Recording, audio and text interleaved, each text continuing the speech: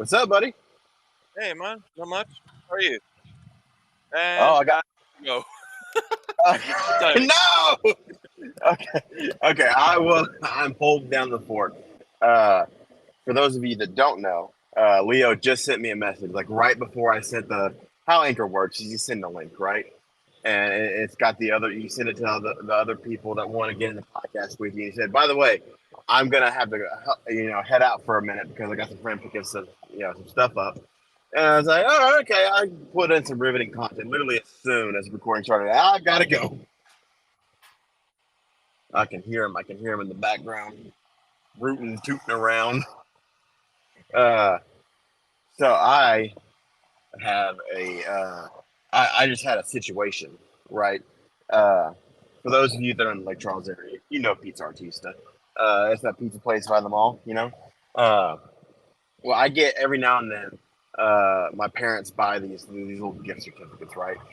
And this lady, you know what? I'm gonna say the story. I'm gonna save it. But real quick, while Leo's gone, we're gonna go ahead and get the rigmarole out of the way. This episode is sponsored by Dubby Energy. It's Dubby is a powder energy drink. You put in some water, some milk, you mix it up. It's got great flavor. Uh, it's not. It doesn't have sugars in or anything like that. It's just straight up caffeine and coffee fruit extract. It's good flavor. You can go over to w.gg and they've got like a starter pack for like $18, and you can get that 10% off.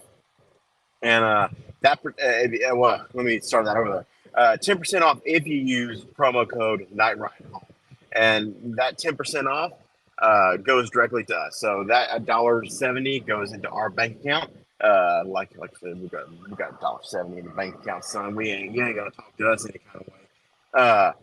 We love Dubby. It's great. My favorite is the mango orange creamsicle flavor. I don't remember the exact name of it, but they've got flavor. They've got like 8 different flavors. It comes in tubs. I think the tubs are $40, and I ordered one tub weeks ago, and I drink the energy drinks fairly regularly, and I'm still not done with my first tub. So you're getting plenty of bang for your buck when you order one of these tubs. Uh, if you like music, we've got plenty of episodes to check out. We've got the Gravel and Goldberg Bentley album. I reviewed that earlier this year. There's traffic, isn't that just lovely? Oh my God, there's a lot of traffic. Sounding the Seventh Trumpet, Avenged Sevenfold. We're doing uh, the Avenged Sevenfold review series, and Sounding Seventh Trumpet Part One is available now. You can get that you can get that episode on Spotify because we've got copyright music in there. It's basically us going through giving a track by track analysis of the first 7 tracks on Sounding Seven Trumpet. Episode 2 was supposed to be recorded, but we had to stop because our IT got bit in the butthole by some snakes. Uh, but episode 2 of that series is going to have tracks 8 through 13 of Sounding Seven Trumpet. Then we're going to give our final thoughts, and then we're going to do the same thing for every single album from Avenged Sevenfold. If you want to know what album specifically we're doing and not doing, you can go check out the first episode where me, Leo, and Rhett talked about it. And that is available on every podcast platform because we don't have any copyrighted songs in that episode. So that's something you can look into there. But back to this, I'm debating if I should wait for Leo to come back to tell this pizza story. Take a little swig of an energy drink there. I wonder what he's given. Is he given? Is his friend picking up like a physical object, or is there are they picking up money? Are they picking up something they left behind? Are they picking up a video game, movie? Do people still believe movies? We'll never know. Well, I guess we could talk about the also. I think on Monday. Oh well, that doesn't. You know what? I'm just kind of rambling here because I don't know when things are coming out because the Sounding Seven Trumpet Part Two not getting reviewed yesterday really threw a wrench in all of my plans for not reviewing for episodes. But coming up, I mean, we've got a project It's a Super Smash Brothers in review. I don't know if episode 1 is going to be out by the time this episode comes out, but basically it is me going through and picking characters from the Super Smash Brothers Ultimate roster at random. And so the first episode, it landed on the Pokemon trainer. So the first game in this review series was Pokemon Red, Blue, and Yellow. Oh, I think I'm hearing keyboards. Keyboards. Hey, bro. Sorry, I'm back. It's all good. I was just telling people about this crazy traffic, and then I was like, I was debating on telling the story later or not, but I almost had to walk out of free pizza out of principle. Damn. Who walks away from free pizza? Almost. I didn't. My morals weren't that strong. Okay. Basically, there's this place called Pizza Artista in the Lake Charles Mall. Yeah. And I get these gift certificates for every now and then for my family. Yeah, I And remember that. yeah, so I got them again, and the pizzas only added up to $41, and they don't work like gift cards. You have to spend the whole 50 in one go.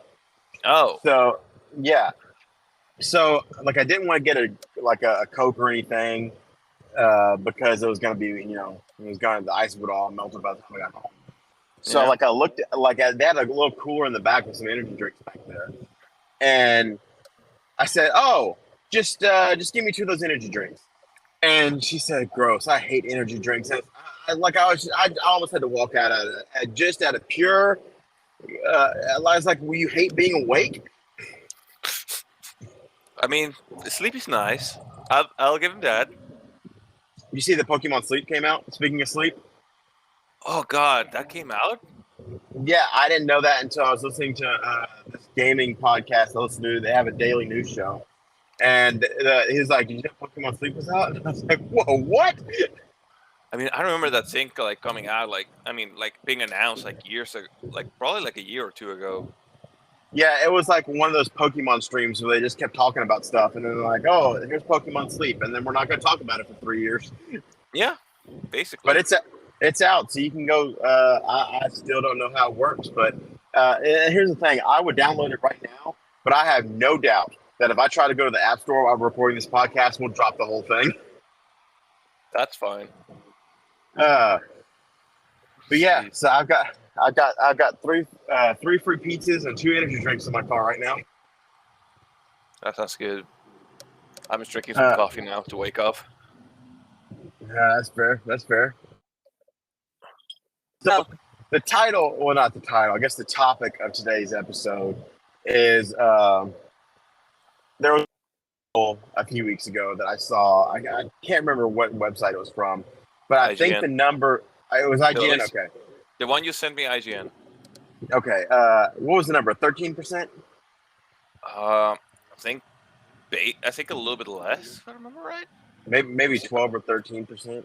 Yeah, I think 12%. There it is. Oh, it was 13. My bad. Okay, 13%. So the article was basically saying that they did a study and that only 13% of games released for 2010 are available to play in legal ways. And I was like, that is absolutely ridiculous. That number is way too low, and it shouldn't be that low. Obviously, you've got games like Tony Hawk where they even have licensed soundtracks, and I think even Crazy Taxi to this day has some licensing issues, and they haven't changed the soundtracks out. But for a lot of these games, it's mainly Nintendo. Actually, I was like thinking about it this morning, and it's not just Nintendo. But no, I know it's not just like, Nintendo. No. But think about like dead consoles. Like, I know probably nobody's gonna think about it, but like the Atari Jaguar, there's like no way to play those games, and it's not like beloved enough to be like, oh, we're gonna release a compilation. Like, nothing at all. Now, allegedly, could you play them on an emulator pretty easily? I think that's one of those consoles that's like has really shitty emulator. Yeah, and just speaking a little bit more on emulators, a lot of consoles. What I was talking about on the Nintendo side of things is Nintendo has a lot of consoles that are like when you get past the Game Boy Advance, right? You get into DS and Wii and Wii U, and a lot of those consoles are very they're not Specific, yeah. I didn't know what word I was looking for. Uh, specific but hardware, really. yeah, I mean, with the DS and the 3DS, you can kind of get away with some of those games because I feel like even Nintendo gave up on making the second screen a thing that they forced on the 3DS. The 3DS had the touch screen as well, but it Yeah. was more of a supplemental thing rather than a required thing. Uh, I feel like most of the games I played on my 3DS were, the touch screen was just like, oh, you could touch down here and see your map. Uh, but it wasn't anything really like going back to the Resident Evil review series we did. I know for Mercenaries for sure, the touch screen you could go down there and tap your guns to switch them, and that was made like you can get away with running 3DS games on emulator allegedly pretty easily, but the original DS games like Spirit Tracks and Phantom Hourglass. Those Oh yeah. games are heavy on touchscreen, and if you don't have a DS, it's pretty hard to play those games. Yeah. And the same goes for the Wii. I couldn't play the Umbrella Chronicles or Darkside Chronicles because without the Wii, it's just hard to play those games. And I think the PS3 versions of those games had controller support, but again, you have to have a PS3 because PS4 and I'm not. I don't think PlayStation 4 had backwards compatibility, but I know PlayStation 5 doesn't have PS3 compatibility. And just to add a little bit more to what you're saying, as we watch like some videos as well, also the experience is not the same Hmm.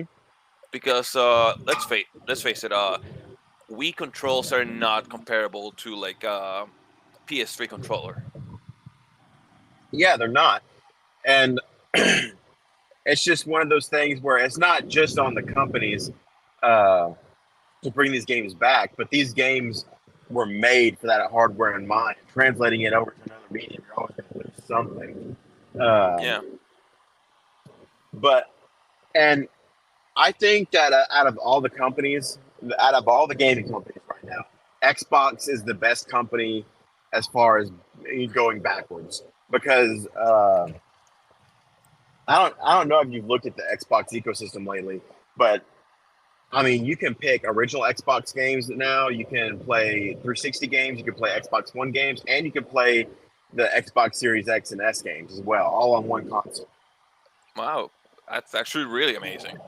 And uh, like, I don't think that every original Xbox game and 360 game are available, but I know a wide majority of them are. And Yeah. not only that, but Xbox took an even further step, and uh, I don't know how many of the games have them, but they're slowly going through and upscaling those old games, like the Gears of War series, for example. When backwards compatibility was first announced, I played through all of the Gears of War games on my Xbox One, and they played the exact same. But if you go back now, there's a thing called the FPS boost, where the games run better and they run at a higher resolution than the original. Oh, that's awesome. And that's what Xbox has been doing with their catalog. You can they're just going back and getting fresh coats of paint to these old games. Actually, over the weekend, when the Activision Blizzard Microsoft merger was going on, they're getting it. They're going to get those. That deal is going to go through. I have no doubt now. Mm. But Microsoft went back and they did a sale on all of the old Call of Duty games, and they fixed the servers for them. So everybody bought these old Call of Duty games, and they were playing on the Black Ops 1 servers and Call of Duty 2 and Call of Duty Modern Yeah. Warfare. So I think as far as Xbox goes, they're doing a great job. And I want to say EA has a pretty good thing going on where EA and Ubisoft, they both have these subscription plans where you can pay a subscription, and I think you can play damn near any EA game with that subscription if you have a PC. And EA Play is also available on Xbox and I think PlayStation. Wow, think about it, EA actually doing something right. And I think Ubisoft, I think that's just on the PC side of things, even though their launcher is absolute crap. Yeah. But no matter like the way, like that, there is a little bit of work towards preserving these games. It's like amazing. Also, Yeah, like, and like another thing, like I wanted to bring up because we talked a little bit about it is remakes. we did Remakes. talk about some remakes. Yeah, a lot of remakes, but yeah, I was actually kind of thinking about it because I was thinking about it just now. Like, I have the No More Heroes, Heroes Paradise for the PS3, and I was thinking like, oh, I want to complete some. Like, finally got No More Heroes 2 on PC, but I'm noticing like No More Heroes one they have it for Steam. It's just the original one. So like all the content that was made specifically for Heroes Paradise for the PS3, it's like no longer available somewhere else. Yeah, and talking about another remake that's kind of doing that as well. Persona 3's remake is taking out all of the extra content that was put into if you know Persona, you know Persona 4 Golden and Persona 5 Royal. Those were additions onto the original games that added a bunch of extra stuff. They did that for 3 as well, but all of that additional content from the upgraded version of Persona 3 is not going to be in the remake. That's just a loss. Yeah, and so now I'm in this crossroads of myself, right, where I want to experience Persona 3 because I've always heard. But I could play Persona 3 right now. I could load up Windows on my Steam Deck and I could download it off Game Pass because it's on Game Pass. But at the same time, I don't want to take away that experience from the remake because I know the remake's going to be in the Persona 5 engine, and that's going to be awesome. Ooh, yeah, that is a big crossroad. I think at that particular instance, I would probably do the remake and then go back and maybe try no. I would have to do the original and then do the remake. Because going backwards is never good. Yeah, it's always hard. And I mean, just speaking, going back to speak about remakes, if I wanted to play Resident Evil 1 through 4's remakes, no problem. But if I wanted to play the original Resident Evil 1, 2, and 3, I think 1 you can play on PlayStation Plus. You can download that on your PS5. You can play it that way. But other than that, Resident Evil 1, 2, and 3, you'll have to go dig out your old PlayStation Vita or your PSP. Yeah. Also, like, just like for like the sake of argument, which version of 1? Oh, I think it's the director's cut. Yeah, because there's a lot of versions of Resident Evil 1 as well.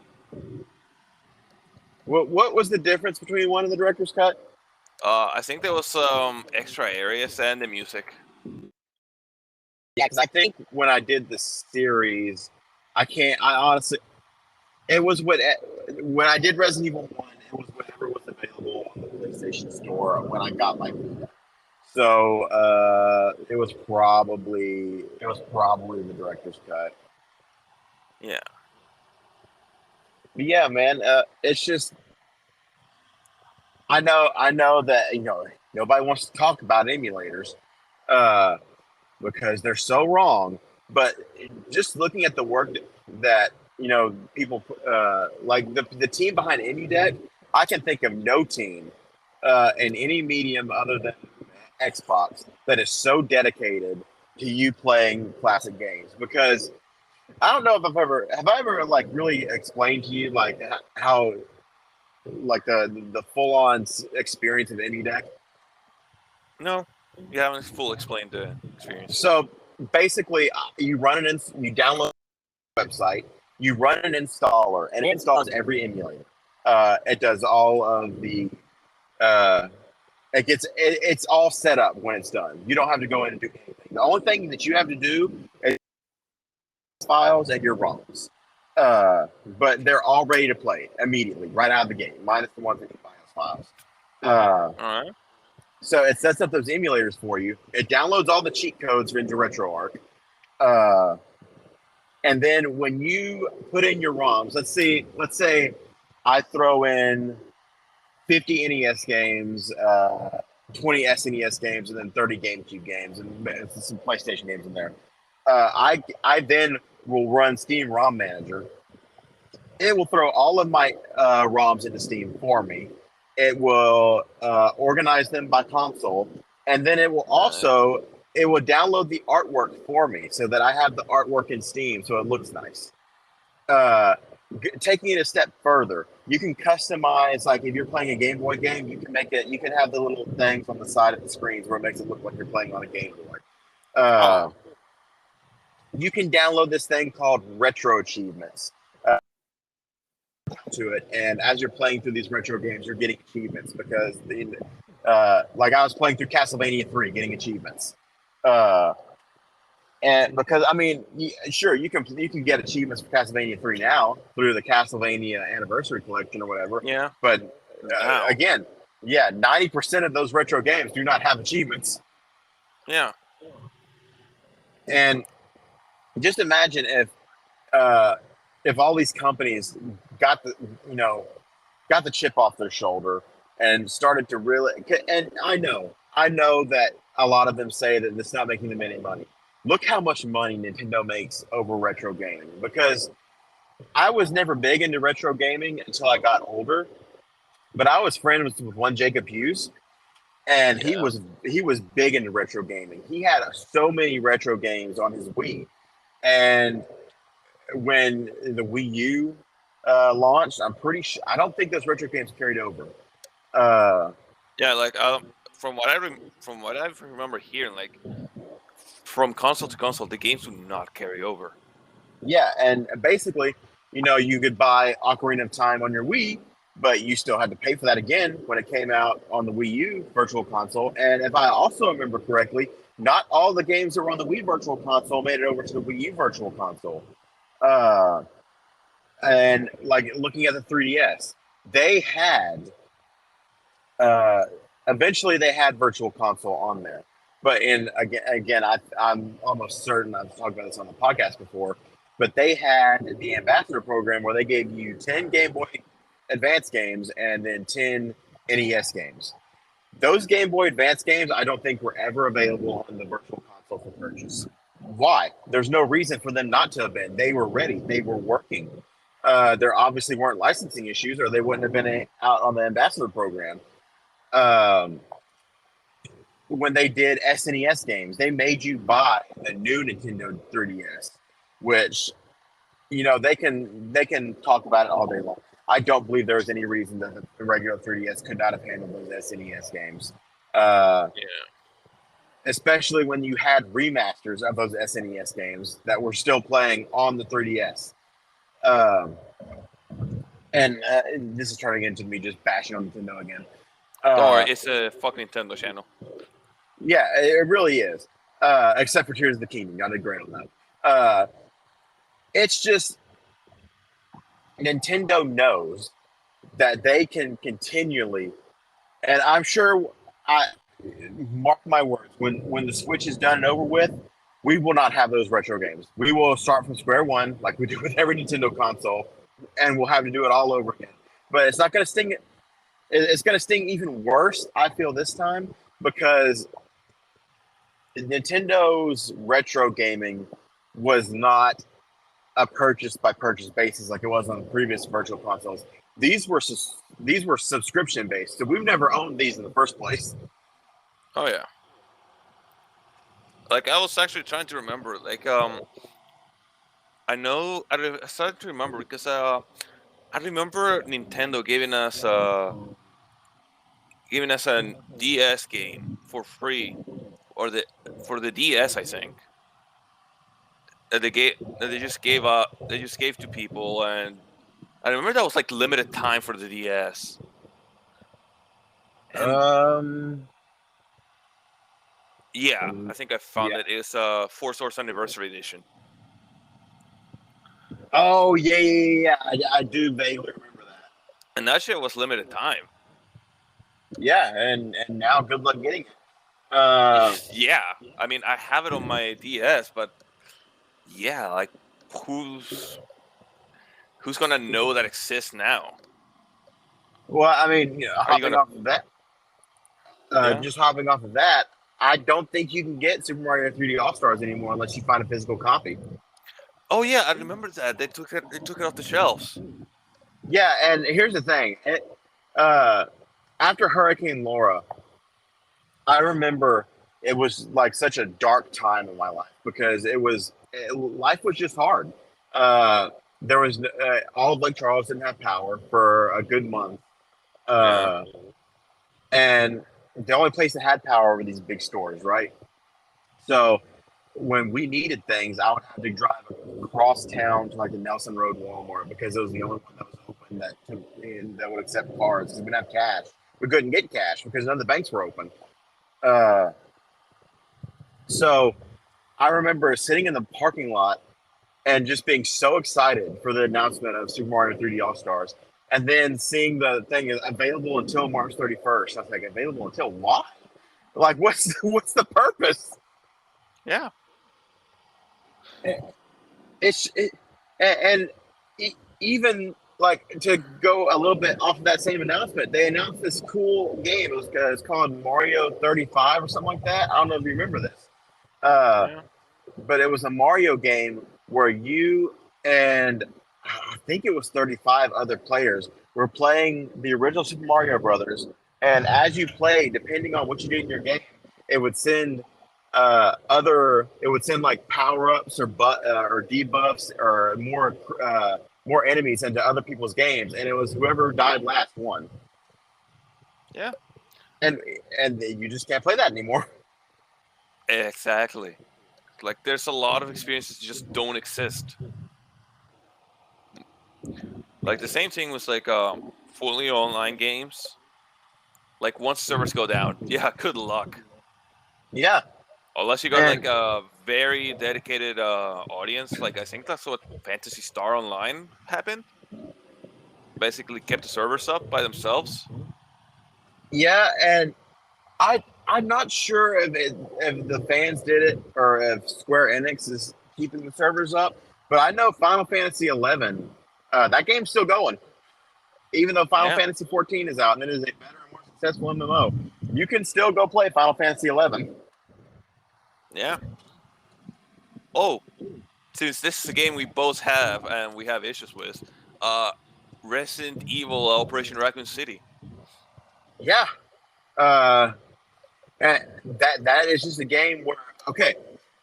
This again, kudos to Xbox. I can go if I wanted to play that game bad enough, I can load up on my Xbox. Yeah, I have it, and it works. But if you want it on PC, because of that crap Games for Windows Live, you can't play it right now unless you do like a really complicated workaround. Yeah, and that doesn't always work either. Yeah, that doesn't always work. It's a good point. Uh, I actually just had a thought. I bet I can get it now that I have Windows on my Steam Deck. I bet I could play it. You can finally review Yeah, we'll do it. We'll do an episode. Like we're back for one time. it. No, well, what I'll probably do is when we finally when we get separate ways is probably the next Resident Evil review we'll do. I'll Yeah, probably have played Operation Raccoon City by then. that sounds good.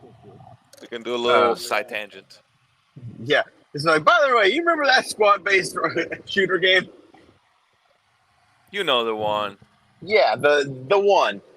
Uh, I'm trying to think of another good example. I had it. I had it on the tip of my tongue. We were talking about Fantasy Star. Uh,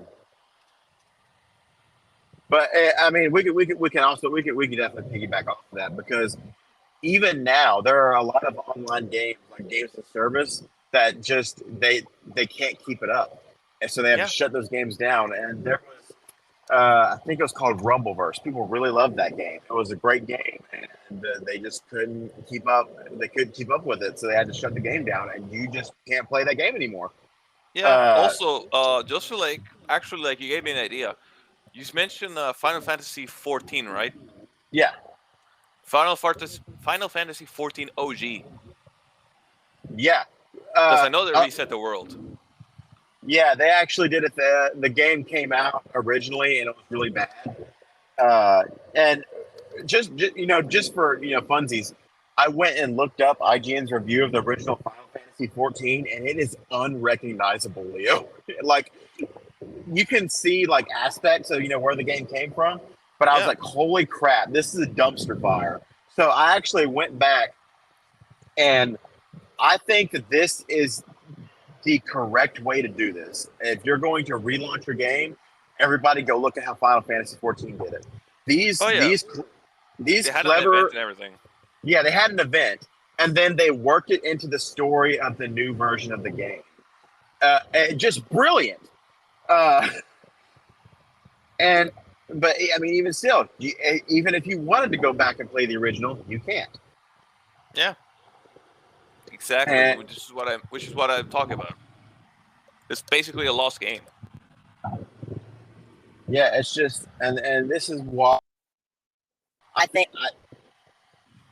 Obviously, piracy is not good. It's not good, kids. It's not. But Yar. but in some cases, like these, it is acceptable because I can't remember where this quote came from, but I think it was some kind of library. I think it's like a digital library. I think. Uh, Yeah. but the person in charge of the library said these video game companies cannot be mad if we are willing to take what they will not give to us. But at this point, I want to say, is it even piracy? Because piracy like implies that they're like losing money from it. Tell me, who the fuck cares if like I have like just as a dead console, as I said, uh, Atari Jaguar emulator. Atari doesn't give a What fuck. They're not Atari might making not, Atari might Atari is not, not making money from that. but Nobody's making money from that. if I were to tell Nintendo, it's like, hey, I've got a Game Boy emulator, they would throw me in jail. Yeah, but no, but I mean like they're dead consoles. Like there is no support. Like okay, yeah, Nintendo is re-releasing the games. Okay, you can make a better argument for like okay, that's piracy. For like the Atari Jaguar, who's making money? Who's reselling the No. games? There is nothing. You know? I mean, the only people that are buying Atari Jaguar games, I mean, you got to assume that's like from these retro gaming stores, and Atari's not getting a cut of that anyway. Yeah, that's what I mean. Like they're like the owners of the IPs and shit. Nobody's making any money from it. There is like no reason to basically shut the door on our faces. Well, I mean, actually, you can double check me on this, but I think Atari put out basically versions of their old consoles, kind of like how the NES Mini in that vein. I think they're doing that. But I think they went for like the more famous consoles. Maybe I don't know. They did. They probably didn't do it with the Jaguar. Because I know, like also like yeah, you can send out like a mini, but it's not gonna have like the whole library, you know. Yeah. Although those mini consoles did not get talked about enough for the main fact that you could put any game you want on those mini consoles fairly easily.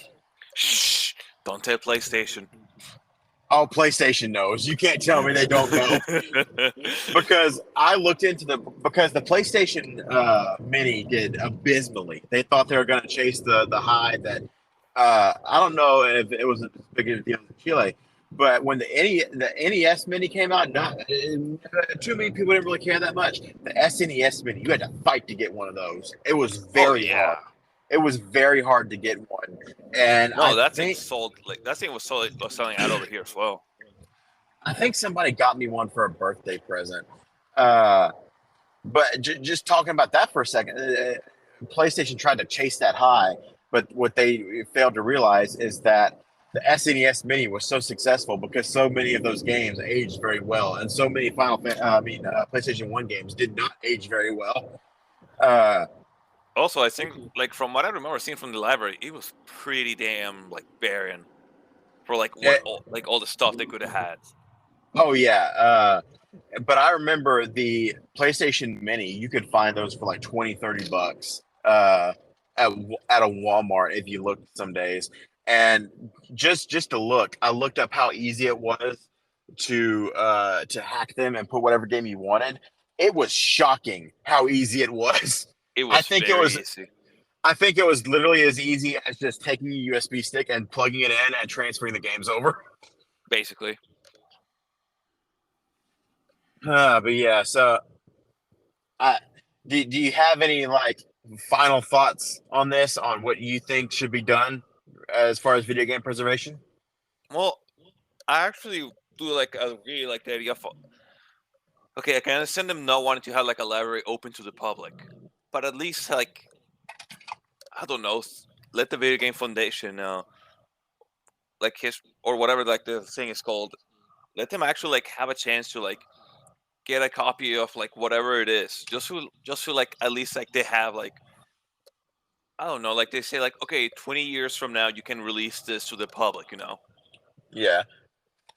so that people can actually enjoy that kind of stuff. Because I can understand them not wanting to I don't know like GTA 6 is gonna release like what like 3 more years. Like I understand them like Yeah. not wanting to have like and just give out like GTA 6.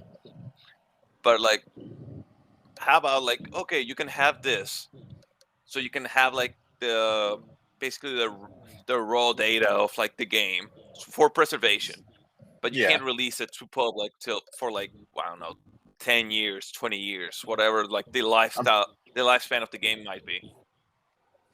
Yeah. I mean, with GTA, GTA 5 is still in the top 10 selling games. That game came out in 2013, so I'm sure it'll be like 30 years for To be Rockstar would want it fair, released. tell me who's playing GTA 5 and not because I mean most of those people I'm guessing are playing GTA Online. Yes.